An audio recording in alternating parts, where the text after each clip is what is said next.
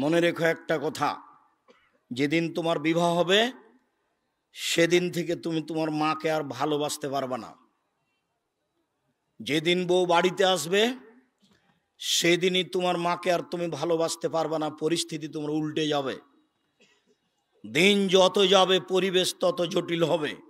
এক সময়ে মনে হবে এই মাটির ওপরে সবচেয়ে বড় শত্রু আমার মা। আর তোমার মা যা বলে সবই উল্টা কথা বলে, উল্টা বলে, এ কথাও ঠিক। আরে টাকা দিয়েছো তুমি ফল খেতে, টাকাটি তোমার মা তোমার বড় বোনকে দিয়ে পাঠিয়ে দিয়েছে। মা সেদিন যে টাকা দিলাম, ও টাকা খরচ হয়ে গেছে, কি করলেন? টাকা তোর বড় বোনকে দিয়ে দিয়েছি। আরে আমি আপনাকে ফল খেতে দিলাম, টাকা দিলাম ফল খাওয়ার জন্য, আর আপনি টাকা দিয়ে দিলেন মানে?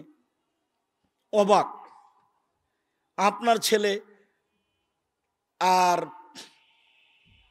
আপনার বড় ভাইয়ের বড় বোনের ছেলে এক জায়গাতে খেতে বসেছে, তো আপনার মা বড় মাছের টুকরা আপনার বোনের ছেলের পাতায় তুলে দিয়েছে। এইটা আপনার বউ দেখেছে। এইবার রাতে, হ্যাঁ তোমার মা এরকম, তোমার মা তোমার বোনের ছেলেকে ভালোবাসে, আমি রান্না করলাম কষ্ট করে, বড় মাছের টুকরাটা তোমার বোনের ছেলেকে দিয়ে দিল, আমি এগুলো সহ্য করতে পারি না। কত কি!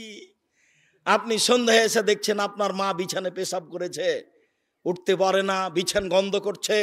আপনি বলছেন, হ্যাঁ তুমি আমার মায়ের বিছানা পরিষ্কার করনি, আমার মায়ের চাদরটা ধুয়ে দাওনি।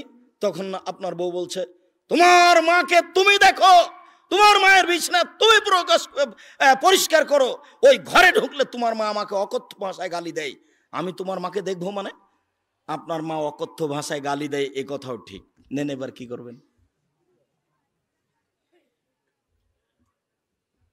এত কিছু করার পরেও মা যে ঘরে থাকে সেই ঘরে তুমি জোরে হাঁটতে পাবা না। আমি বলি না, আল্লাহ বলেছে।